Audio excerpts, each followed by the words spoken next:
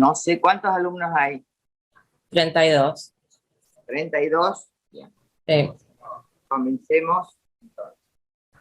Bueno, buenas tardes. Bueno, el miércoles, como bien saben, hubo paro. Hubiera correspondido a la clase de Grecia, periodo arcaico. Ustedes hicieron el formulario de Google, pero bueno, yo lo que quiero saber es si les han quedado alguna duda de la guía de lectura, del material bibliográfico. Tengan en cuenta que una de las fuentes que nosotros elegimos para tratar este periodo, incluso también refiere al periodo clásico, es la Constitución de Atenas de Aristóteles, que ustedes lo tienen en el anexo. Nosotros todos los años hacemos un práctico hacemos un práctico con la Constitución de Atenas. Estos años revueltos, el año pasado y este año no lo hemos hecho por cuestiones obvias. Preferimos utilizar los formularios de Google para que ustedes pudieran agilizar la lectura del material bibliográfico, tener la guía de lectura y en base a eso hacer los formularios. Yo estuve viendo las estadísticas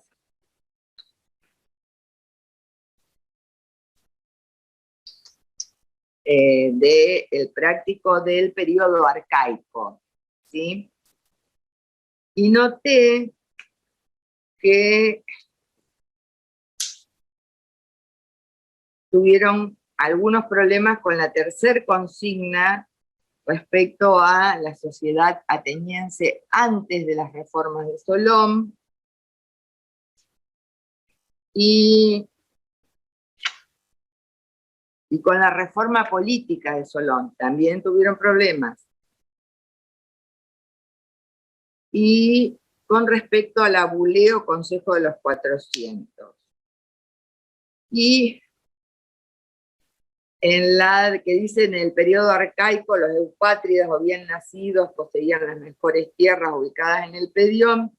Me llamó la atención porque hubo un alumno que consignó que la reforma que se hace en el derecho civil y respecto a la división del patrimonio y el surgimiento del testamento, puso como opción Homero. Yo quisiera saber si leen bien las consignas, no lo estoy generalizando porque otros lo hicieron bien, pero Homero, un reformador del periodo arcaico, es una fuente que utilizamos para analizar el periodo oscuro. Yo quisiera que la persona que puso Homero lo tome en cuenta, ¿sí? Y lea bien las consignas. Bien. Vuelvo a consultar. ¿Algún problema con el periodo arcaico? Con el material que se les subió para que leyeran, con la guía de lectura? Y no lo damos por hecho. No sé a quién estoy viendo en este momento. Yo estoy desde el celular y mi celular hace lo que él quiere. Pero estoy viendo a un alumno. ¿Vos tenés la cámara encendida o algo por el estilo? No sé por qué. ¿Moviste la pantalla para que puedas ver por lo menos 4 personas? No, para nada, me apareció este alumno ahí. En vez de vos, el alumno. Puede ser vista del Bueno, habla. Un ruido. bien. Ahí Leila le subió cuál era el tema que se iba a trabajar el miércoles, cuál era la bibliografía. Alguno encontró diferencias en lo que plantean Auxilio Vidal-Naquet y Ruiz Pérez y Tobar en cuanto a los acontecimientos que se producen en el periodo arcaico. Notaron que lo plantean, hacen análisis diferentes.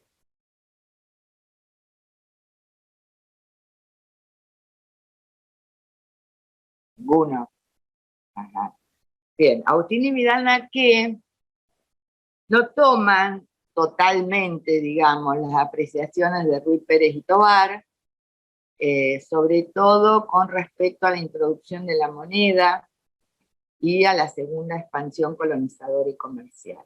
¿Sí? Yo les recomiendo que lean esa parte y vean las diferencias entre un autor y otro. Eso es muy importante, ¿sí? Que aprendan, si no, no tienen ese conocimiento, de cómo diferenciar la postura de un autor y de otro. Bien.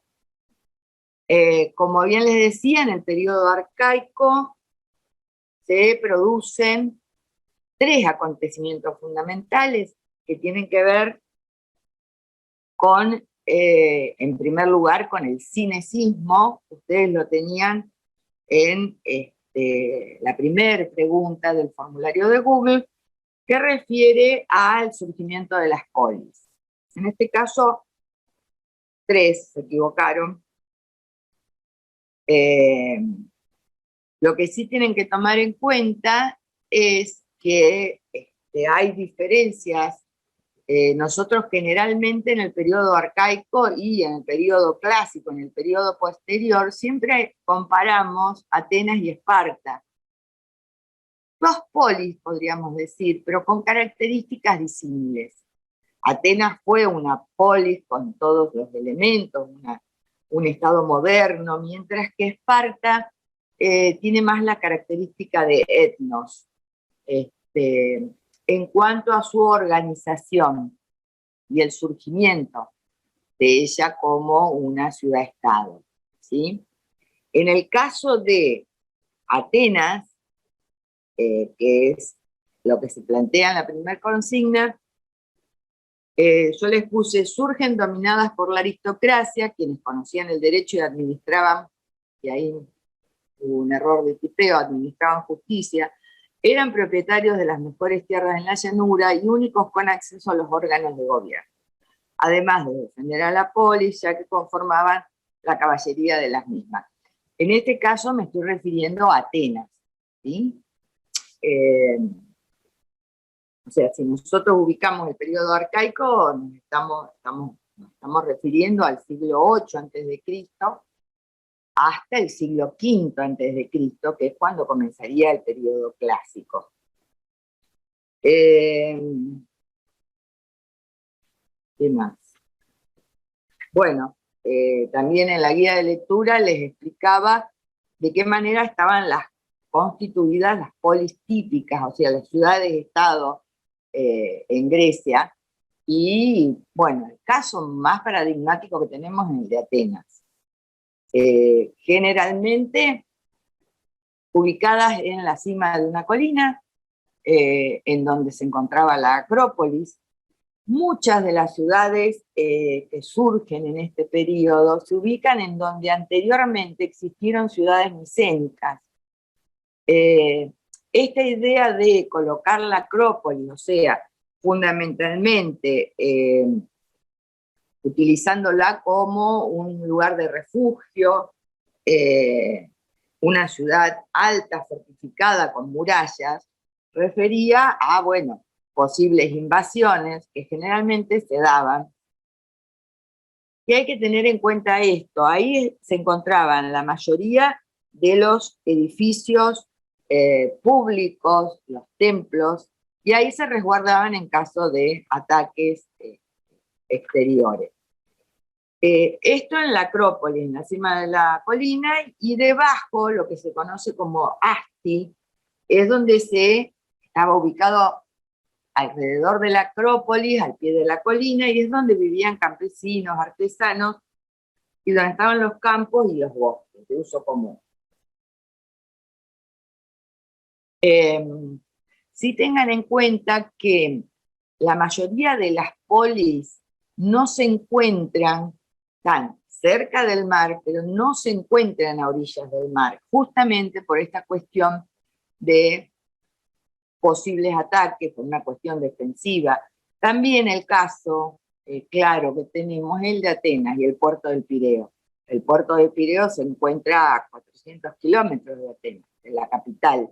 actual de, los dos siguen existiendo, la capital actual de Grecia, ¿sí? E incluso también tengan en cuenta que Atenas, la polis de Atenas, ocupaba toda el Ática. En este caso, se cree, bueno, que en ese momento cubría más o menos 2.500 kilómetros cuadrados. O sea, no es solamente la ciudad de Atenas, sino un hinterland suficientemente amplio como para cubrir 2.500 kilómetros cuadrados. Por supuesto, perdón, me está mandando un mensaje, tengo que ir eliminándolo. No sé lo que le iba a decir. En cuanto a su configuración, yo les decía, difiere ya desde el vamos, digamos, con respecto a Esparta. Esparta en realidad surge con la dominación dórica de lo que se conoce como Laconia, ¿sí? Y con la posterior expansión militar de los dorios hacia Mesenia. En realidad, su surgimiento no podemos referirlo a una acrópolis encima de una colina, con el Asti a los pies de la colina, sino que estas fueron 5 aldeas que se unieron sin dejar su lugar de origen para conformar una entidad política superior que va a ser el Estado espartano. ¿Se entiende la diferencia? En Esparta no hay acrópolis, no hay Asti, e incluso las murallas que se han encontrado son muy bajitas, porque tiene que ver las características que tenía la sociedad espartana. Algunos dicen no era militarista, era en realidad una sociedad militar, y tiene que ver con esta expansión que hacen los espartanos hacia Mesenia. Ustedes piensen que estuvieron 20 años luchando contra Mesenia, y los cuales, por supuesto, sus habitantes fueron todos transformados en ilotas, ¿sí? Pero no se encuentra dentro del registro arqueológico que existieran murallas altas como sí se han encontrado en la Acrópolis de Atenas. El otro elemento a tener en cuenta es la segunda expansión colonizadora y comercial. Si recuerdan, yo les comenté que en el periodo oscuro se efectúa una primera colonización que tenía nada más que el objetivo de fundar colonias fundamentalmente en las costas de Asia Menor. Periodo oscuro, primera expansión colonizadora. En este periodo, en el periodo arcaico, se da la segunda expansión colonizadora y comercial en este caso, porque tiene que ver con los tipos de establecimientos que se fundan. Por un lado, las apoiquías, y por el otro lado, el emporión. Eso los dejo para que ustedes lo vean. Eso tiene que ver con la segunda consigna que Profe, ¿y? ¿lo puede volver a repetir así lo escribo? Perdón, no te escucho bien. ¿Qué preguntaba? ¿Lo puede volver a escribir? ¿Lo puede volver a repetir a los establecimientos? ¿La segunda expansión colonizadora y comercial? Sí, sí. Bien. Sí. Bien. Tengan en cuenta, les decía, que a diferencia de la expansión colonizadora que se da en el periodo oscuro, o sea, en el periodo anterior, en el periodo arcaico se da la segunda expansión colonizadora, y en este caso va a ser también comercial. Lo tienen en la guía de estudio, ¿sí? Y los tipos de establecimientos que se van a fundar no van a ser solamente colonias, sino también establecimientos comerciales. Fíjense que este tipo de establecimientos, sean colonias o emporión, como es el otro tipo de establecimiento, apoiquía eran las colonias agrícolas, emporión eran establecimientos comerciales, abarcan desde el Mar Negro hasta casi llegando al Océano Atlántico. El último que se encuentra justamente está en las costas de España, sobre el mar Mediterráneo. Bien. Una característica que tienen que tener en cuenta es que Esparta no participó de esta expansión colonizadora y comercial, sino que su forma de adquirir nuevas tierras, de adquirir territorio, fue a través de la expansión militar, ¿sí? Hacia Mesenia. Sí. Y una de las cosas que le puse acá es que la única colonia que tuvieron los espartanos se llamó Tarento. Está al sur de la bota de Italia. Ahí fueron a parar los hijos que las mujeres espartanas tuvieron durante la lucha, la guerra contra Mesenia. Es decir, los espartanos estaban luchando, estaban en guerra, y por lo tanto las mujeres que quedaron embarazadas en Esparta no fueron considerados hijos, o sea, no fueron considerados espartanos. Por lo tanto, lo que hicieron fue irse de Esparta y fundar justamente una colonia, esta colonia, la colonia de Tarento. La tercera consigna, que 15 le hicieron mal, pero no importa. Antes de las reformas de Solón, la población de Atenas estaba compuesta por eupátridas o bien nacidos, geromoros y demiurgos. Esa era la correcta. O sea, antes de las reformas de Solón, que las vamos a ver ahora, que él justamente lo que hace es una división en 4 clases, Solón, cuestión que ayer en el examen lo preguntamos, estamos que no tenían mucho conocimiento sobre el tema. La población de Atenas, por supuesto, ¿no? Estaba compuesta por los espátridas o bien nacidos, o sea que conformaban la aristocracia. Los geromoros, que eran los campesinos humildes, y los demiurgos.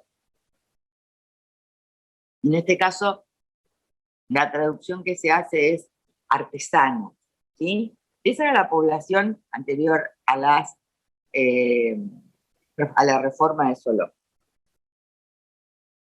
Y también hay que tener en cuenta que, yo les decía antes, las polis surgen ya en manos de la aristocracia, o sea, ya no hay una monarquía cuando nosotros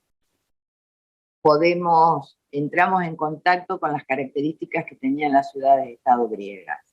Es la aristocracia, los eupátridas, los bien nacidos, que son los que conocen el derecho, administran justicia, tienen las mejores tierras, defienden a la polis porque forman parte de la caballería, etcétera, etcétera, y ocupan, por supuesto, todos los órganos de gobierno. Eso se va a modificar con la reforma de Solón.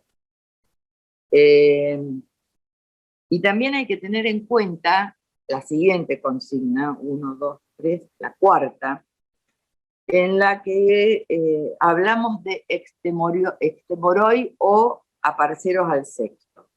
Estos eran pequeños campesinos. Tiene relación con la introducción de la moneda, pero antes de que se introduzca la moneda, que es el tercer acontecimiento que tienen ustedes en la guía de lectura, ya antes de esto, los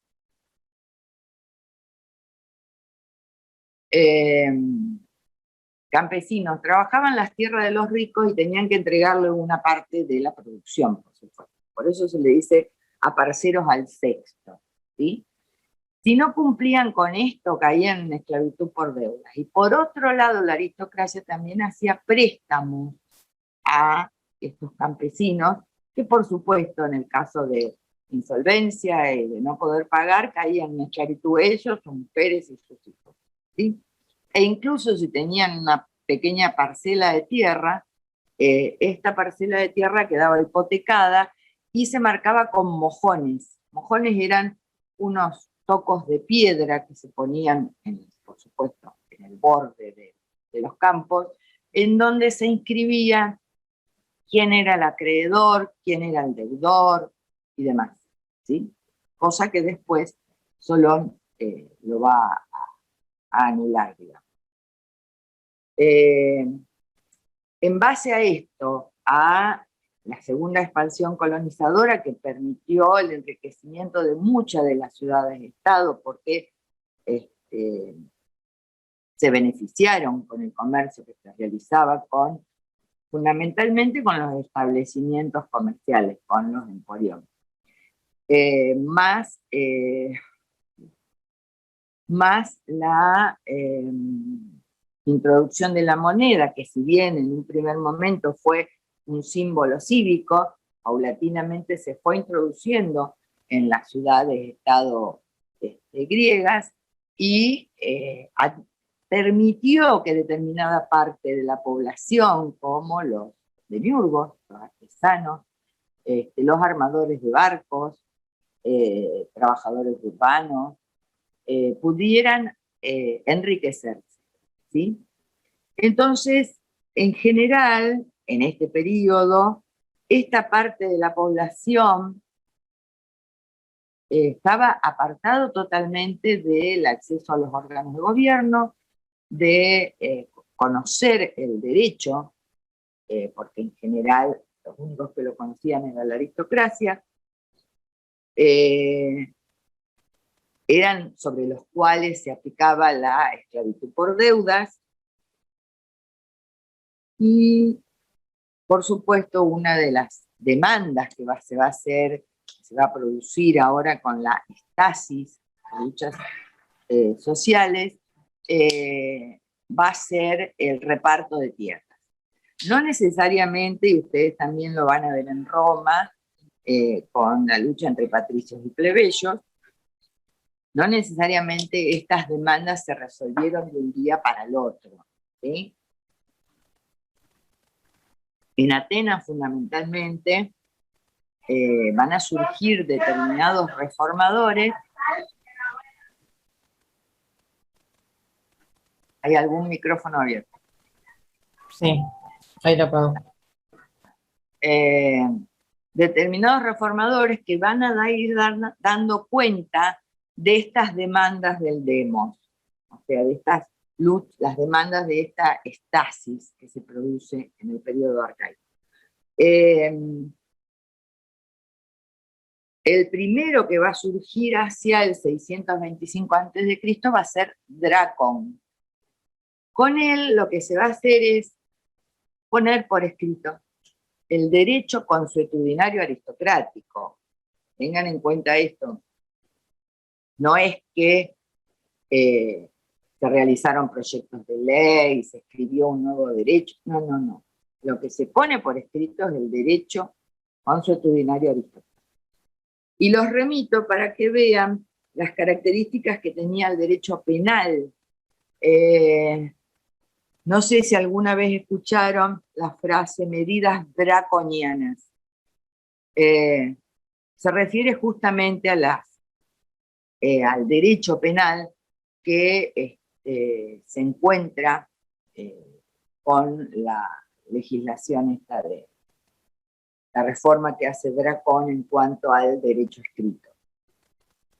Bien, con respecto a la esclavitud por deudas, o sea, con Dracón tenemos derecho escrito, ¿sí? Que pasa a ser conocimiento de todos y demás. Hasta acá, la aristocracia sigue administrando justicia, ¿sí? El derecho es conocido por todos, pero la aristocracia sigue administrando justicia. Con Solón, una de las demandas fundamental va a ser, dos de las demandas, perdón. Una va a ser una reforma socioeconómica, que tiene que ver con la esclavitud por deudas. Él lo que hace es, abolió la esclavitud por deudas de los ciudadanos atenienses, y también lo que hizo fue liberar las tierras que estaban hipotecadas. Por eso, si ustedes ven la fuente que nosotros generalmente trabajamos, que es la Constitución de Atenas de Aristóteles, van a encontrar que él dice, quitó los mojones, o sea, liberó las tierras que estaban hipotecadas y se le quitaron esos tocos de piedra que yo les decía, en donde decía quién era el acreedor, el deudor y demás. En este momento, algunos consideran que también repatrió los que habían sido vendidos en el exterior, a cargo del Estado, por supuesto, del Estado ateniense. Lo que sí tenemos que tener en cuenta que con esta abolición de la esclavitud por deudas en Atenas comienza un proceso hacia la transformación de esta sociedad en una sociedad esclavista, que por supuesto va a tener mayor preeminencia en el periodo clásico, pero ya durante la tiranía de Pisístrato se da un gran aumento de la mano de obra esclava, o sea, objeto de compraventa, ¿sí? Pero el que da, digamos, el puntapié inicial, por así decirlo, se produce con las reformas de Solón. Después tienen la reforma del derecho civil, que es lo que yo les explicaba, que lo tienen en un minuto, no me acuerdo si estaba acá o así. Sí, no es la penúltima, es la anterior. Dice, en el periodo arcaico de Atenas, los eupátridas o bien nacidos poseían las mejores tierras ubicadas en el periodo de llanura. Estas pertenecían a cada geno o familia antigua griega, es decir, propiedad familiar no privada de un solo individuo. A la hora de realizarse la sucesión correspondiente en un geno en particular, primaba el derecho de primogenitura. Con las reformas que se producen por la estasis o luchas sociales se modifica este derecho permitiéndose la división del patrimonio y se instaura la posibilidad de realizar testamento a favor de un individuo que no es integrante del geno. Y acá lo que se pide es que marquen quién era el reformador, justamente Solón. Y acá alguien que no sé, se había levantado de la siesta, ¿qué le pasó? Puso Homero. ¿Sí? Bueno, esta reforma en el derecho civil, además de la posibilidad del testamento y de limitar la posibilidad de los padres de poder matar a sus hijos o hijas, lo remito en la guía de lectura, estas reformas se producen en el derecho civil en el periodo con la reforma de Solón. Y otra de las reformas es la reforma política. Por eso yo les decía, en cierta forma Solón lo que hace es dar el puntapié inicial para este proceso que se inicia hacia la configuración de la democracia directa que va a primar, bueno, digamos, empieza con Clístenes y va a tener mayor vigencia durante el periodo clásico. Esta democracia, en realidad sensataria o timocracia, ¿por qué? Porque se basaba fundamentalmente en dividir a la sociedad en 4 clases. Estas clases se basaban en función de la producción de las tierras. Entonces, pensemos esto. ¿Quiénes tenían las mejores tierras, las tierras más productivas? La aristocracia. ¿Sí? Y por supuesto, hubo una parte de la población que a través de la introducción de la moneda y la agilización del comercio con la segunda expansión comercial, colonial y comercial, se han enriquecido y han podido acceder a la compra de tierra. ¿Sí? Entonces, tenemos 2 estamentos dentro de la sociedad que poseen las mejores tierras. Por lo tanto, son los que van a tener mayor producción, ¿sí? Sobre todo si son las tierras más productivas. Es lo que se basó fundamentalmente en no tomar en cuenta la nobleza de origen, si bien la riqueza tenía en parte que ver con la nobleza de origen respecto a la aristocracia. Lo que hizo fue dividir en 4 clases sociales y o clases del censo, porque clases sociales, como bien les dijo Patricia la vez pasada, es bastante complicado utilizarlo en sociedades antiguas. La primera clase es la de los pentacosio medimnoi. Y acá empezamos con el problema de tener que hablar en griego y posteriormente en latín. la primer clase en realidad estaba ocupada fundamentalmente por la aristocracia, ¿sí?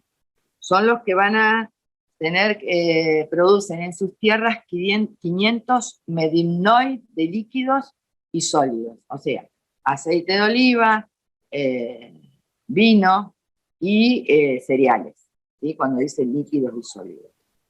Se Eso, refiere a... Adriana, Sí, eso que dice que es sería la capacidad de eso que nombran, como si fuera litros, todo eso, ¿o no? claro, ¿O los no se claro, medimnoi era la está medida bien. que se utilizaba, por eso pentacosio medimnoi. Sí. El final de, Sí, sí. de este estamento tiene que ver con la medida que se utilizaba. O sea, no son gramos, ¿sí? No, Yo no, ahora no, no. en este momento no recuerdo la relación entre medimnos y gramos, no. No, está bien, era como Pero sí. para que tengan en cuenta que era tanto para líquidos como para sólidos. Nosotros si decimos en la actualidad gramo, estamos hablando de sólidos. Sí. Si decimos litro, estamos hablando de líquido. Sí, de En líquido. este caso se utilizaba la misma medida para los dos. Está bien, gracias. Estos podían acceder a todos los órganos de gobierno, o sea, al arcontado, al areópago, a la asamblea y a la bulé, que va a ser una nueva institución de gobierno que va a crear Solón, ¿sí? Ahora lo vamos a ver. Y que muchas veces en los exámenes nos llama la atención porque dicen que la bulé era la asamblea. No, son dos órganos totalmente distintos. No sé por qué, ya nos pasó en varios exámenes. La bulé es una institución, la asamblea es otra institución, ¿sí? Digamos, esta clase, los pentacósigos medimnoi, tenían que proveer al ejército todo tipo de artículos en tiempo de guerra. O sea, era uno de los que más exigencia tenían, piensen en eso, ¿sí? O sea, eran los que más producían en sus tierras, pero también eran los que más tenían que gastar en los momentos de guerra para proveer al ejército. La otra clase era la de los IPEI. Una de las obligaciones que tenían, por lo menos, era poder mantener un caballo, IPEIs, ¿sí? No hippies, porque eso es otra cosa que nos hemos encontrado. En vez de IPEIs dicen hippies. No, IPEIs se relaciona con caballos, justamente. Estos tenían que por lo menos producir 300 medimnos y también accedían a los 4 órganos fundamentales de gobierno, ¿sí? El arcontado, el areópago, la asamblea y la bulé. El siguiente tiene que ver con el acceso a los órganos de gobierno de esta población que se enriqueció y que por supuesto no llegaba a la categoría de IPEI por lo que podían llegar a producir sus tierras, pero sí podían acceder a comprarse el equipo de hoplita, ¿sí? Aquel que defendía la polis debía hacerse cargo de, en el caso de los IPEI, de poder mantener aunque sea un caballo, y en el caso de los hoplitas, de poder comprarse el equipo de hoplita, ¿sí?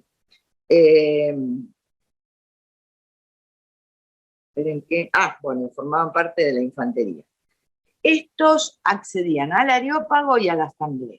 Ya es un paso adelante, digamos, en función de que antes no tenían acceso a ningún órgano de gobierno.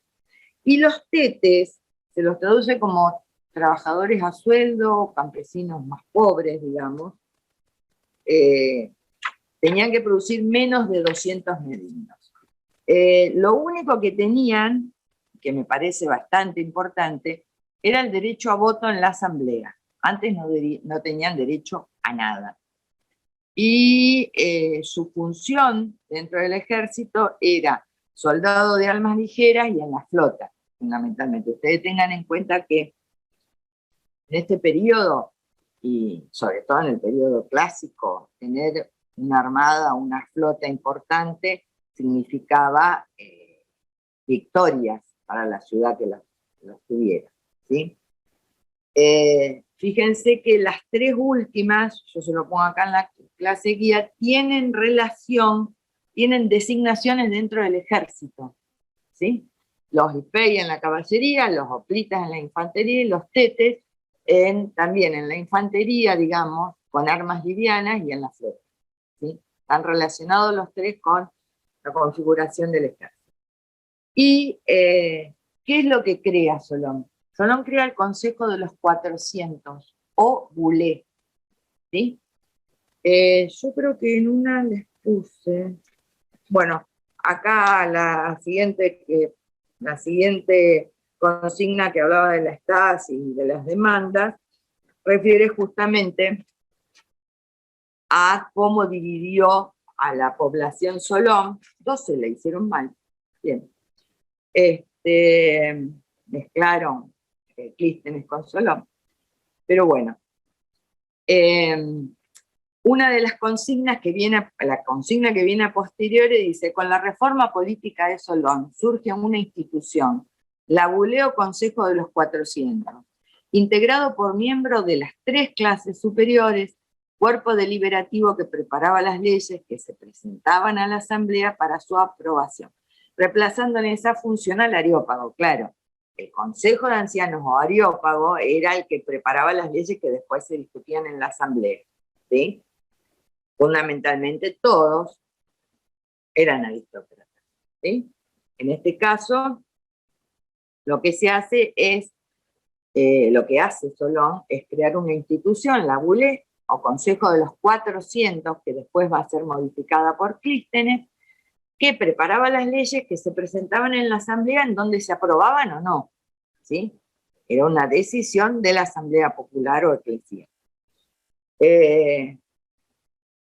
No sé por qué, y acá viene mi duda, dice que reemplazó en la siguiente consigna, dentro de la misma, dice que la creación de la Boulé reemplazó en sus funciones a la asamblea o eclesía, y 8 pusieron que era la correcta. A esto me refiero cuando en los exámenes nos vienen a decir que con la Boulé se abolió la asamblea. Entonces en el periodo clásico la asamblea, que era el órgano principal de la democracia directa, ya no existiría, ¿sí? La Boulé no reemplazó a la asamblea popular o eclesiástica.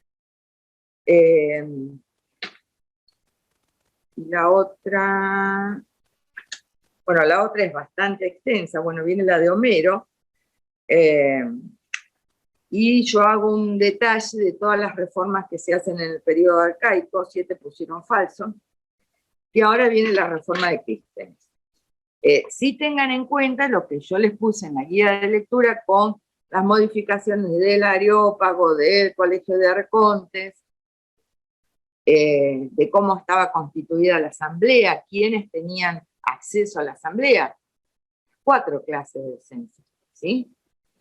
Y bueno, y también crea el Tribunal de los Eliastas, que también es un lugar en donde está permitido participar a los tetes, a la clase más baja del censo. Ustedes piensen que este Tribunal de los Eliastas era un tribunal de apelación contra sentencias de los magistrados, ¿sí? Entonces ahí un ciudadano ateniense podía ir y presentar una apelación en contra de una sentencia que consideraba que era injusta. Y entonces en esta podían participar los tetes, también tengamos en cuenta eso, o sea que en este tipo de tribunal que estaba conformado por 6.000 jueces, digamos, 6.000 miembros, también podían participar los tetes. Por supuesto, la sociedad ateniense siguió planteando demandas. Hasta ahora, reparto de tierras no, ¿sí? Acceso a los órganos de gobierno a medias, digamos. Entonces se forman, como yo les puse acá, 3 partidos políticos de la llanura, de la costa, de la región montañosa.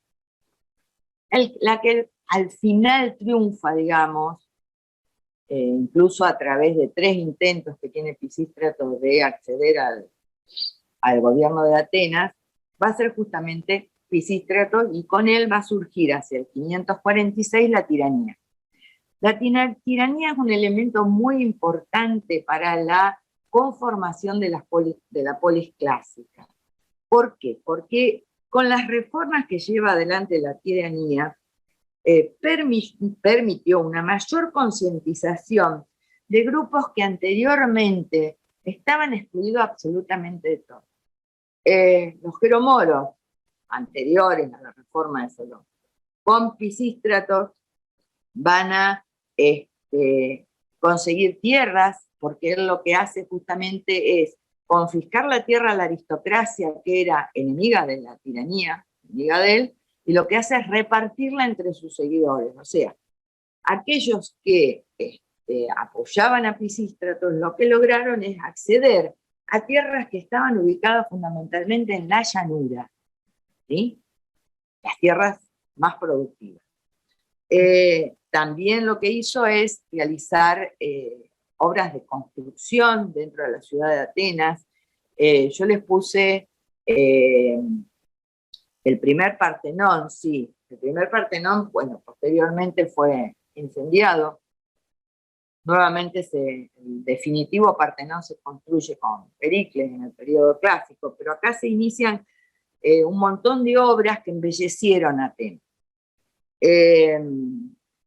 Y el otro tema a tener en cuenta, él creó un impuesto o diezmo sobre la producción de las tierras, y en donde los ciudadanos atenienses tenían que aportar el 10% sobre la producción agrícola.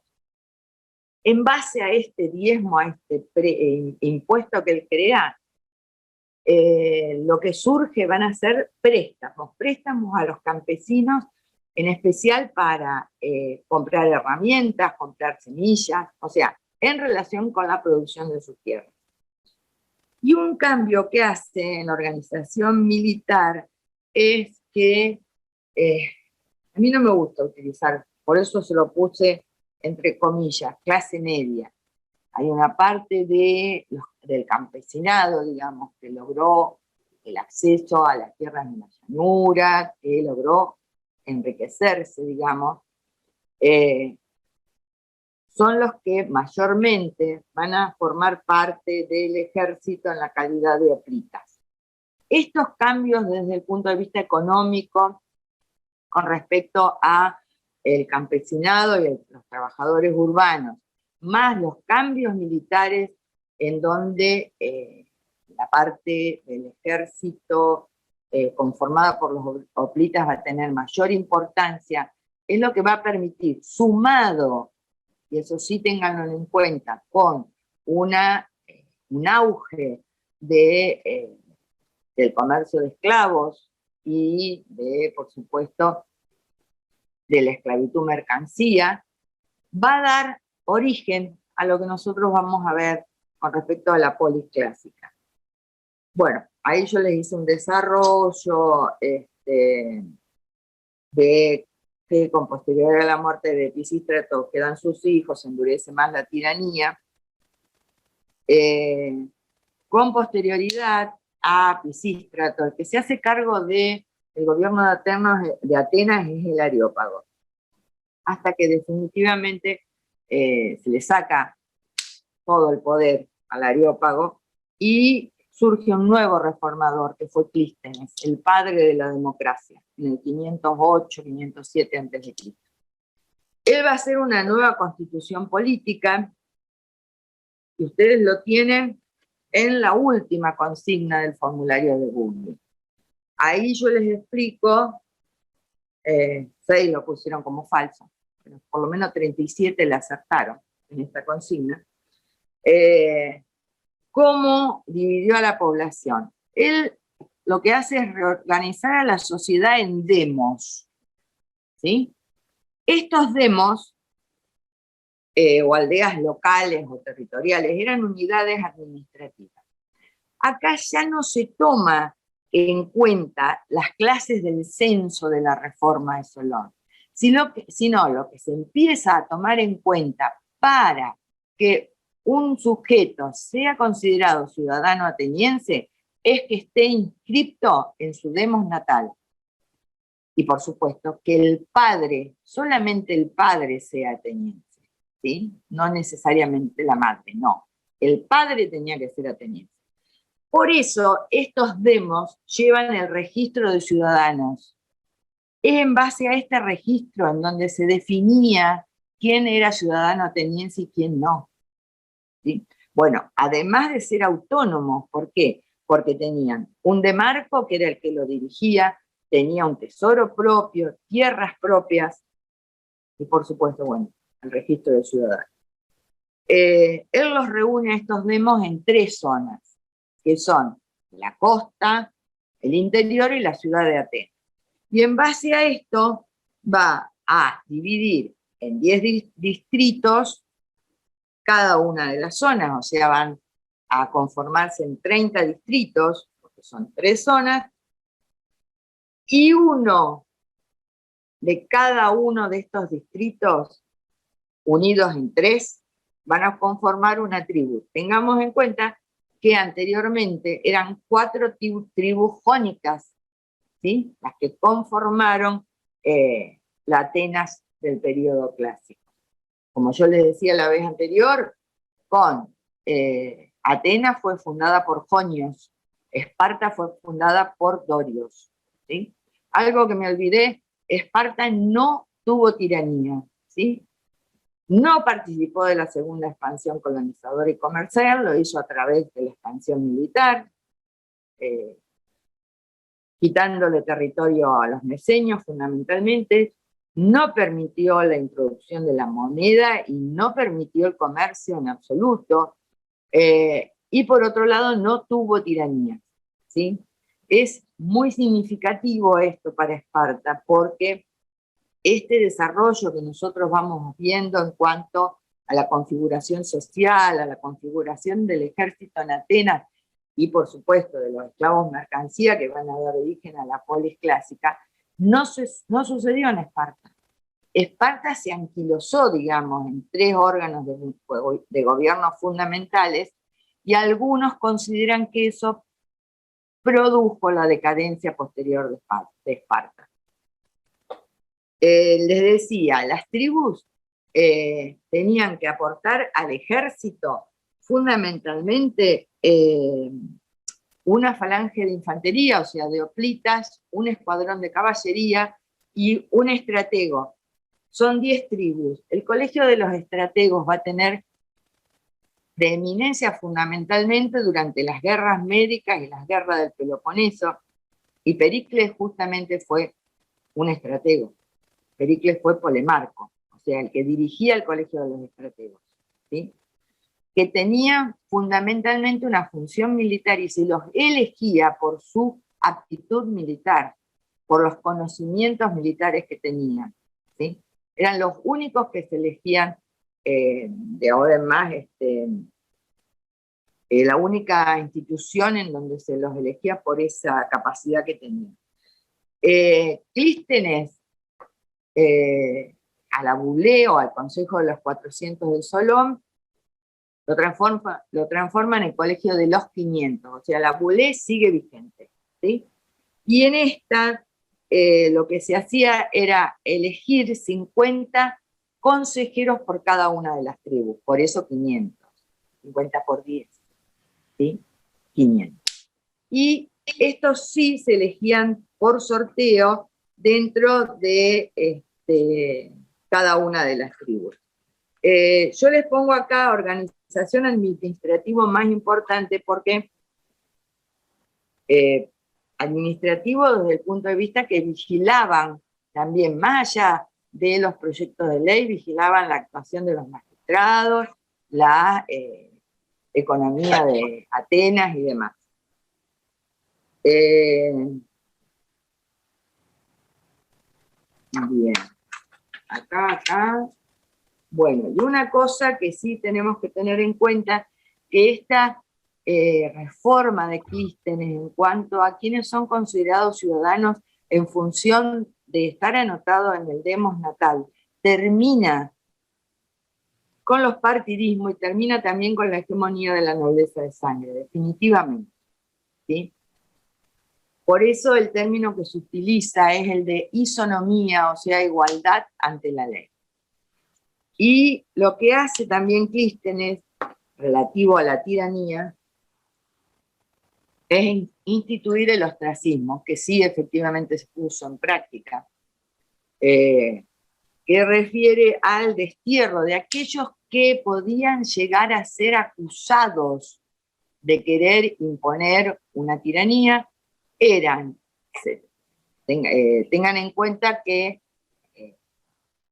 la acusación o la aplicación del ostracismo se basaba en 6.000 votos, en donde cada uno de los participantes de la asamblea escribían en un pedazo de cerámica rota el nombre de a quién se le debía aplicar el ostracismo. Estamos hablando de 6.000 votos, ¿sí?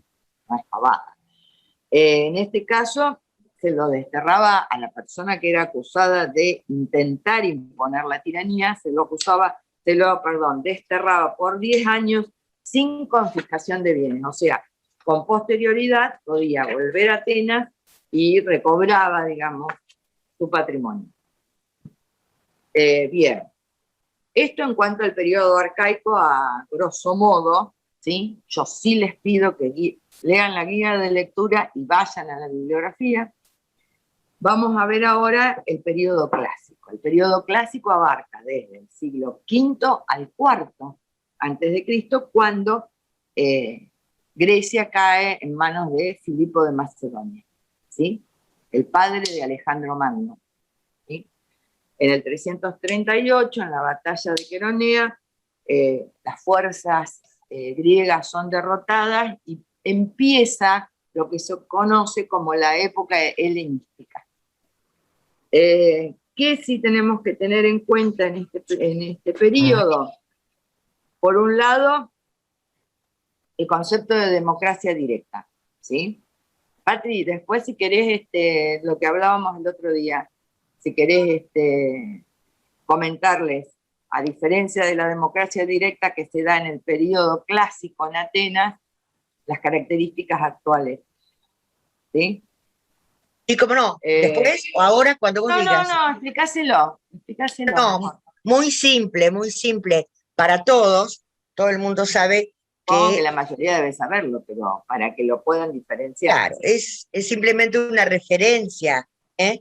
El concepto de democracia se acuña en lo que el periodo que están estudiando ahora, que está explicando la profesora, el periodo clásico en una de las polis atenienses, una de las polis griegas, Atenas. Este concepto de democracia directa, con el correr del tiempo y con lo que ustedes estudian en Historia del Derecho, van a ver que se modifica a partir de la Revolución Francesa, digamos, exactamente, donde se transmuta el mismo concepto de democracia, pero no va a ser ya directa, sino indirecta o representativa por medio del voto. Vamos hasta ahí.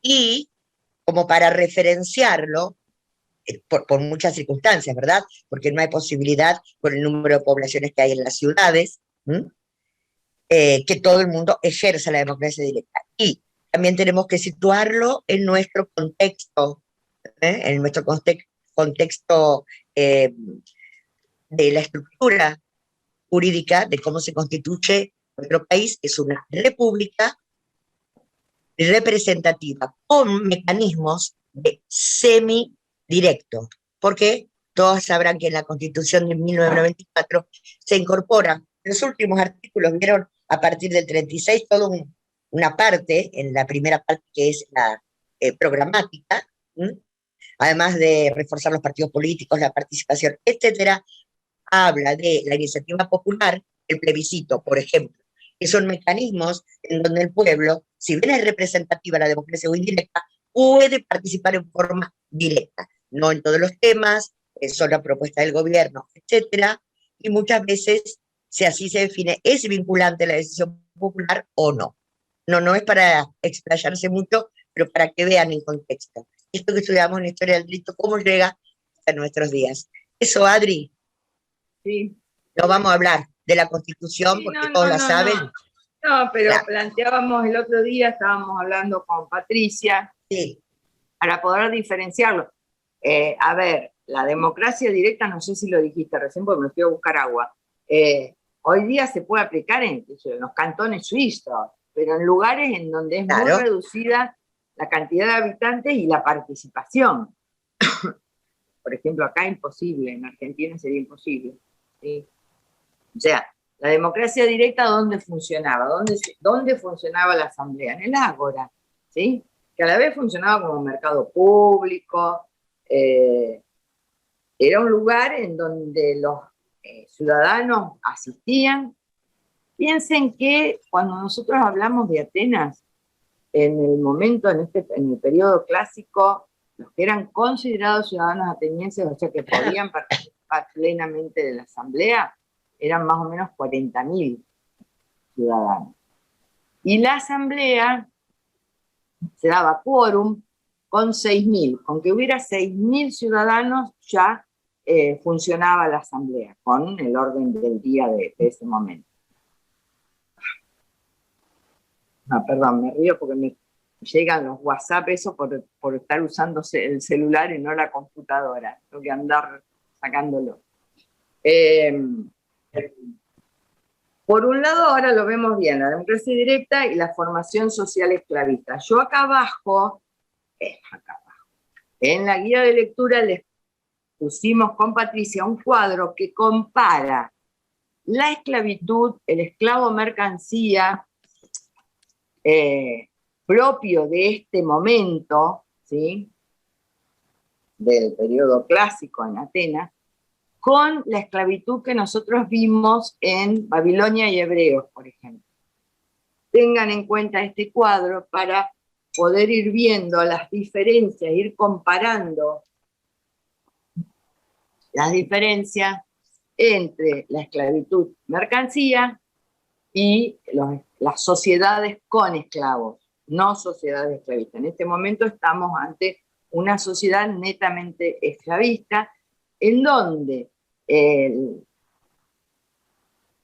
la base de producción va a ser fundamentalmente los esclavos mercancía. O sea, si bien en las sociedades con Estado, si bien en las sociedades sociedades con esclavos, me vuelven loca con los mensajes. En las sociedades con esclavos, nosotros vimos que existían dos tipos de esclavitud, los esclavos, los naturales, que caían en esclavitud por determinadas causas, y también existían otros, como las características que nosotros vemos ahora en la sociedad del periodo clásico, en especial en Atenas. En esta sociedad, en este momento, entre el siglo V y el siglo IV antes de Cristo en Atenas, lo que va a primar fundamentalmente son las características de una sociedad esclavista. ¿Sí? La sociedad con esclavos se terminó con la reforma de Solón. ¿Sí? Ya desde ese momento los ciudadanos, reforma de Solón, los ciudadanos atenienses no podían garantizar un préstamo con su persona. Por lo tanto, esa característica de sociedad con esclavos desaparece desde ese momento y ya empieza el proceso hacia la conformación de una sociedad esclavista, que va a primar fundamentalmente en este periodo. Ustedes tenían, la primer consigna refería a quienes eran considerados ciudadanos. En este momento, por eso yo digo, se circunscribe quiénes son los que pueden acceder a los órganos de gobierno. En este momento, el padre y la madre tenían que ser atenienses para ser considerados ciudadanos. Recuerden que con Clístenes, aunque el padre solamente fuera ateniense, se lo consideraba ciudadano. En este periodo, por una ley de Pericles del 451 a.C., el padre y la madre tenían que ser atenienses, ¿sí? Además de estar inscrito en el demos natal no pagaban tributos regularmente, pero sí tenían que ofrecer liturgia. La liturgia en realidad era una prestación que se hacía al pueblo, que podía ser en determinadas fiestas, respecto a la guerra, y la más importante de todas era la trierarquía, es difícil de pronunciar. Lo que tenían que hacer era comprar un trireme, que era la forma de los barcos de ese momento que se utilizaban en la guerra, abastecerlo, mantenerlo, hacerse cargo de los que iban a manejar el trireme. Esta liturgia le daba mucho prestigio ante la sociedad ateniense, porque era un gasto muy grande, ¿sí? Y se hacía a favor de la polis. Y algo que me olvidé. Solo el padre debía ser los padres, los dos progenitores tenían que ser atenienses. Y algo a tener en cuenta, a la edad de 18 años todavía no pasaban a formar parte de la Asamblea Popular o Eclesía. Tenían que realizar 2 años de servicio militar y recién ahí, cumplidos los 20 años, pasaban a participar de la Asamblea. Bueno, y un elemento que ustedes lo tienen en la segunda consigna, refiere a la Asamblea Popular o Eclesía. Tengan en cuenta, en este periodo va a ser el órgano principal de la democracia ateniense, la Asamblea Popular o Eclesía, ¿sí? La bulé sigue vigente y sigue presentando proyectos de ley para ser aprobados o no en la Asamblea. Generalmente la reunión se avisaba con 4 días de anticipación. Una cuestión a tener en cuenta es que, yo les explicaba antes, el tamaño que tenía el Ática, ¿sí? No es solamente la ciudad de Atenas y los alrededores de la ciudad. Podía haber ciudadanos atenienses que vivieran lejos y no pudieran dejar su trabajo, digamos, trabajar la tierra para su sustento y poder participar de las decisiones de la Asamblea.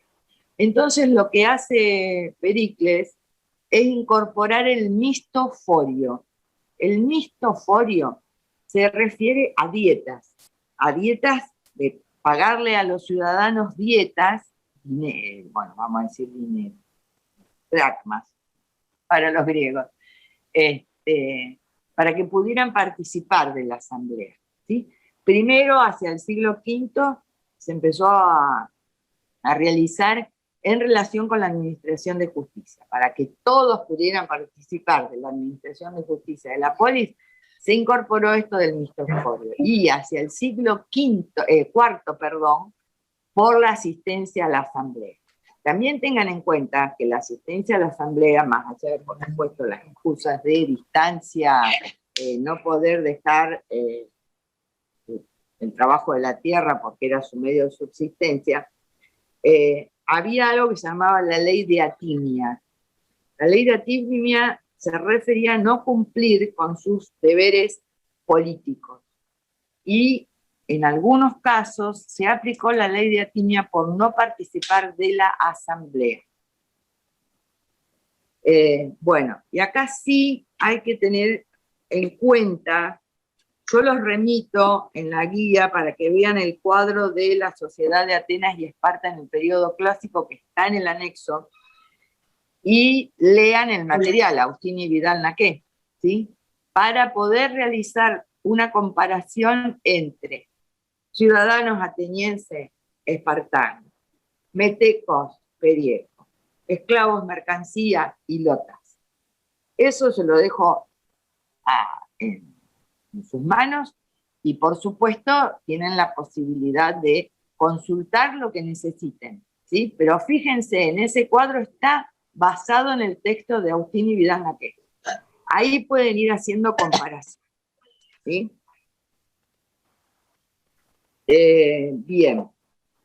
Bueno, la otra consigna se refería al sistema educativo de Esparta. Les comento esto. Esparta, hacia el siglo VII antes de Cristo, sí, hacia el siglo VII antes de Cristo, entra en guerra contra Mesenia. ¿Se acuerdan? Dijimos, no participó de la segunda expansión colonizadora y comercial, sí lo hizo a través de la expansión militar. Tuvo 20 años luchando con Mesenia, más muchos levantamientos que van a tener posteriormente los mesenios contra las autoridades espartanas. Hacia el siglo VII surge, digamos, un reformador mítico en realidad, porque no se ha encontrado nada respecto a él, llamado Licurgo. Fue mencionado en algunas fuentes, escritas por supuesto, pero no hay mención efectiva con respecto a Esparta. Licurgo parece ser que llevó adelante una determinada reforma que tenía que ver con las características que van a tener los espartanos, los ciudadanos, los homoioi o iguales, de ahí en más.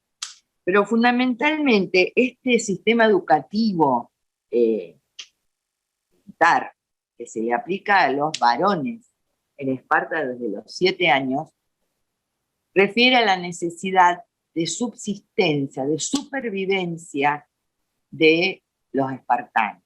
Era un grupo muy reducido en relación con la cantidad de ilotas o de población sometida que tenían tanto en Laconia como en Mesenia, y fundamentalmente en Mesenia. ¿Sí?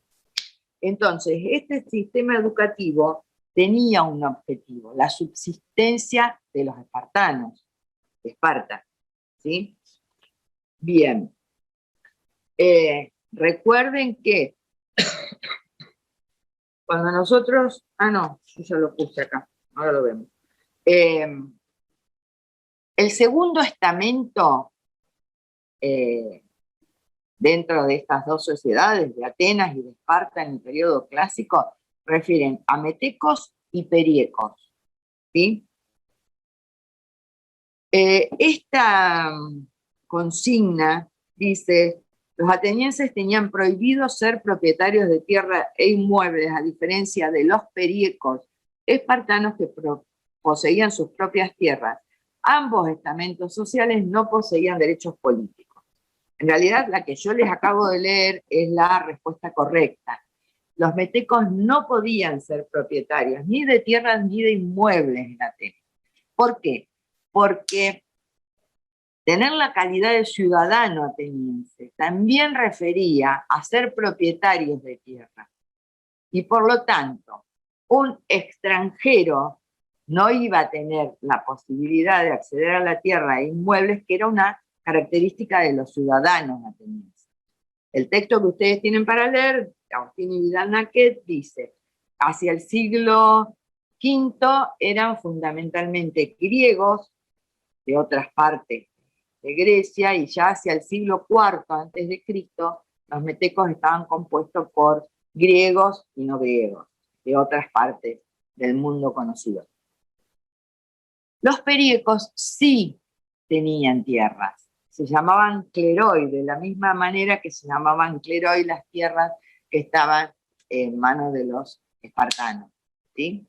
Formaban una comunidad independiente y por supuesto tenían una homogeneidad étnica, porque eran del lugar, no pertenecían, no provenían del extranjero, los periecos. Y la otra consigna se refiere a los esclavos mercancía poseían como característica la heterogeneidad étnica, y esto las refiero al cuadro que ustedes tienen en el anexo. Es decir, no tenían una identidad común, ya que provenían de distintos lugares fuera de Atenas. Eran objetos de compra-venta y en su mayoría pertenecían a particulares. No poseían derechos y en caso de ser liberados por su amo pasaban a la categoría de metecos.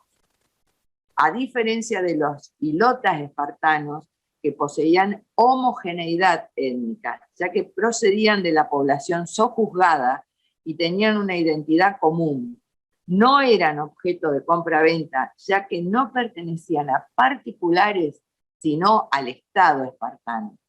Su principal actividad era trabajar la tierra de los espartanos, carecían de derechos y llevaban un nombre colectivo, en este caso, hilotas. Si eran liberados por el Estado, pasaban a la categoría de neodamodeis o nuevos miembros del damos. ¿Sí? ¿Entienden las diferencias entre un esclavo mercancía ateniense y un hilota espartano? Un esclavo mercancía tenía hetero, mucho, ¿sí? Heterogeneidad étnica. Provenían, generalmente dicen que venían, los esclavos mercancía eran frigios, tracios, y había otro término más que ahora no me acuerdo. No pertenecían, por supuesto, no eran atenienses, ni siquiera griegos, ¿sí? Y en muchos casos eran prisioneros de guerra y eran objeto de compra-venta en los mercados, ¿sí? No tenían ningún derecho. Como, bueno, después en Roma hay una salvedad que ya lo van a ver con Patricia. Aristóteles decía que los esclavos justamente tenían que provenir de distintos lugares para que entre ellos no hablaran el mismo idioma y no se sublevaran, ¿sí? Cosa que los hilotas sí, cada tanto había alguna revuelta de hilotas en Esparta que tenían que aplacar, porque en la medida en que habían sido sojuzgados peligraba el Estado espartano. Y la otra refiere a los órganos de gobierno en Esparta. En Esparta lo que existía era una diarquía, o sea, una doble realeza, ¿sí? Ustedes eso lo tienen acá al final. Yo les dije, cuando ya empezamos a analizar el periodo arcaico en Atenas, por ejemplo, ya no hay monarquía, principio del periodo arcaico. Ahora estamos en el clásico, volvemos para atrás, periodo arcaico. Cuando surgen las polis, ya las encontramos en manos de la aristocracia, ya no hay monarquía. Mientras que en Esparta, la monarquía continuó, ¿sí? Basada en dos reyes hereditarios, que eran de dos de las familias fundadoras de Esparta, y que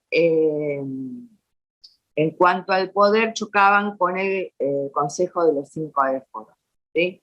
Por supuesto, paulatinamente los 5 éforos son los que adquieren el mayor poder, el control de Esparta, y estos reyes quedan nada más que reducidos a comandantes del ejército espartano. No tienen ninguna otra autoridad, digamos. Y, ¿qué más? El Colegio de los 5 éforos era fundamentalmente el órgano ejecutivo de Esparta. Eran elegidos anualmente en la asamblea. El Consejo de Ancianos o Jerusía, que estaba compuesta por 30 miembros, incluidos los 2 reyes, eran los que preparaban las propuestas que se presentaban en la asamblea, pero a la vez este Consejo de Ancianos tenía derecho de veto sobre las decisiones de la asamblea. Fíjense algo, esta misma función cumplía el Consejo de Ancianos o Areópago en Atenas, anteriormente a las reformas, ¿sí? Preparar los proyectos de ley que se presentaban en la asamblea. En Esparta ya estamos en el periodo clásico y sigue con esas funciones el Consejo de Ancianos. Acá no hubo tiranía, no hubo más que el reformador Licurgo, un reformador mítico del siglo VII a.C. Y esta es una de las razones en que se plantea que se fueron anquilosando las instituciones de gobierno en Esparta, no evolucionó hacia la democracia directa como Atenas y terminó produciendo la decadencia de Esparta. Bueno, y la Asamblea Popular, o Apelia, ese era el nombre que tenía en Esparta, era la que tomaba las decisiones más importantes, pero siempre con el derecho de veto del Consejo de Ancianos o Jerusía y con el Colegio de los 5 Éforos, que si bien se elegían anualmente, también tienen que tener en cuenta que se elegían entre los espartiatas, entre los homolioi, los iguales. Acá no hay otro ciudadano con plenos derechos que no sean los espartanos, ¿sí? Incluso de la misma manera que eran relegados en Atenas, las mujeres, los niños, no, y por supuesto los esclavos, además está decir, no tenían ningún tipo de participación en la dirección de tanto de Atenas como de Esparta. Bien. ¡Wow! Esto de resumir así el periodo arcaico, el periodo clásico, quedé con la garganta destruida. Siendo las 5 de puntería, paro acá, concluyo acá, y bueno, quiero saber si alguien quiere hacer alguna pregunta. Profe, yo tengo una pregunta. Cuando Dime. dice que es una diarquía, que hay 2 reyes, ¿por qué es que hay 2 reyes? Originalmente son 2 de las familias fundadoras. Fíjate que dice el nombre, que yo no se lo voy a preguntar, pero se lo puse para que lo tengan. Agiadas y Europóntidas. Son 2 familias que dentro del grupo de los dorios tuvo mayor preeminencia cuando ocuparon Laconia y fundaron Esparta, fueron los que tuvieron mayor poder, digamos, del grupo de dorios que se asentaron en Esparta. Entonces, la monarquía surge ya desde el inicio en Esparta. Viste que yo te decía, en Atenas no, las polis surgen con la aristocracia ya en el poder. En Esparta van a tener monarquía, pero tiene esta característica, diarquía. Esta palabra tómenla en cuenta porque la van a ver más adelante, mucho más adelante, cuando veamos el Principado de Augusto, ¿sí? En Roma. O sea, acá hay 2 reyes, no uno. No hay uno que centralice el poder, pero tampoco con el correr del tiempo dejaron de tener el poder, y los que sí se adjudicaron el poder ejecutivo fueron los 5 éforos. Los reyes, comandantes del ejército fuera de Esparta, nada más. ¿Me expliqué? No sé si me querés hacer. Sí, no, sí, está bien. No entendía por qué 2 reyes. Perfecto, gracias. O sea, dentro de los dorios son las 2 familias que deben haber tenido el mayor poder, supongo. Por eso se seguían eligiendo dentro de esta familia, por eso son hereditarios dentro de las 2. Bien. Adriana, cuando habla de asamblea popular o apelia. Ese es el nombre que se le da. En Atenas es asamblea popular o eclesía. En Esparta es asamblea popular o apelia, el nombre que se les daba en cada uno de los lugares. Está bien. ¿Sí? Incluso fíjate que en Atenas tenemos el colegio de los arcontes, en Esparta tenemos el colegio de los 5 éforos. Sí. En Atenas tenés el consejo de ancianos o Areópago, y en Esparta es el consejo de ancianos o Jerusía. Sí. Cambia el nombre según la ciudad de la que estés hablando. Bien, bien. Y la asamblea también. Sí, sí. Bien. ¿Otra pregunta que quieran hacer?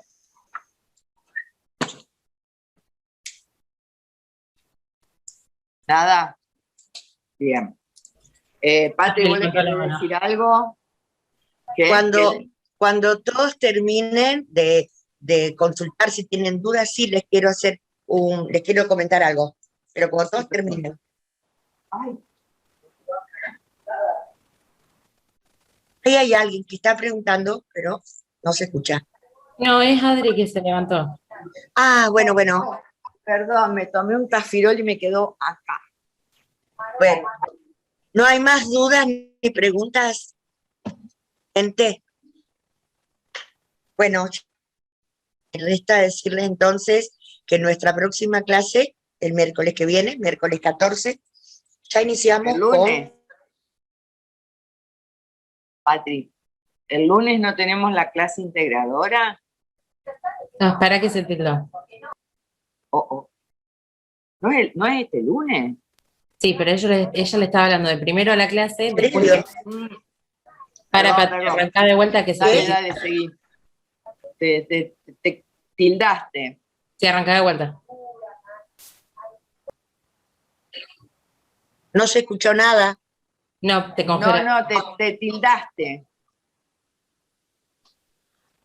Bueno, a ver, les decía que la próxima clase, mañana van a los contenidos, vamos a empezar con Roma. ¿Se escucha bien ahora? Sí. Sí. Roma. Entonces, tal como les estaba explicando recién la profesora, todos estos temas de Grecia, la unidad, el programa que se refiere a Grecia, no sabemos por qué la dejan de lado, la estudian muy por arriba, siempre fallan en los exámenes en el tema de Grecia. Ayer tomamos exámenes y la verdad, sobre todo en el periodo clásico, ¿por qué? Porque los principios de la democracia que se funda en Atenas van a ser los que sustenten nuestro Estado de Derecho. Así que es un tema obligado, no solamente en esta materia, en todas las materias ustedes van a ver que los orígenes de la democracia se remontan a Atenas clásica. Entonces, hay que estudiarlo, hay que saberlo. La recomendación es que todo el mundo tenga todos estos temas que vimos del principio hasta que por Roma se van a volver a aplicar muchos de los conceptos. Sin ir más lejos, vamos a ver que en uno de los periodos de la historia y del derecho romano hay república, que consiste justamente en los principios de manera muy semejante. La diarquía, este concepto también lo vamos a volver a ver, ¿sí? Y por eso, como tienen que tener bien claro todos esos conceptos, todo lo que aprendimos hasta ahora, para poder seguir, según lo que teníamos previsto, el 12, que es un lunes, el lunes que viene, vamos a tener una clase integradora, que también se las vamos a publicar. ¿Para qué? Para que ustedes puedan venir, preguntar cosas que no lo tienen claro, temas, aspectos. Siempre en los exámenes, en el programa, a eso apunta el programa, se compara instituciones jurídicas de una y de otra sociedad. Y eso es lo que les cuesta y por eso estamos aquí para acompañarlos. ¿Ok? Va a haber un trabajito práctico que se los vamos a publicar excepcionalmente el domingo, porque la clase va a ser el lunes, para que ustedes vayan integrando y repasando, reforzando todo lo que vimos hasta ahora para poder empezar con Roma. ¿Se entendió? Va a ser a las 3:30 del lunes 12 la clase y sí, bueno, para que ustedes puedan venir a consultar. ¿Ok? ¿Alguna pregunta con esto, duda? No, profe, hasta ahora no. ¿Se escuchó bien? Sí, medio cortado, bueno, pero se escuchó bien. Sí, lo último se escuchó bien. Sí. Se corta, pero se escuchó. Entonces, si no hay ninguna duda más, nos despedimos. Si alguien tiene alguna duda, nos pregunta. ¿Nos vemos? Nos vemos el lunes. Bueno, gracias. Buen fin de. Igualmente. Muchas gracias. Saludos a todos. Buen fin de.